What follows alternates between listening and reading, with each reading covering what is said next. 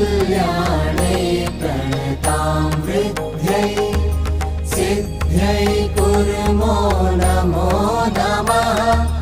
नैऋत्यै भूभृतां लक्ष्म्यै शर्वाण्यै ते नमो नमः दुर्गायै दुर्गपारायै सारायै सर्वकारिण्यै ख्यात्यै तथैव कृष्णायै धूम्रायै सततं नमः अतिसौम्यातिरौद्रायै नतासस्यै नमो नमः नमो जगत्प्रतिष्ठायै देव्यै कृत्यै नमो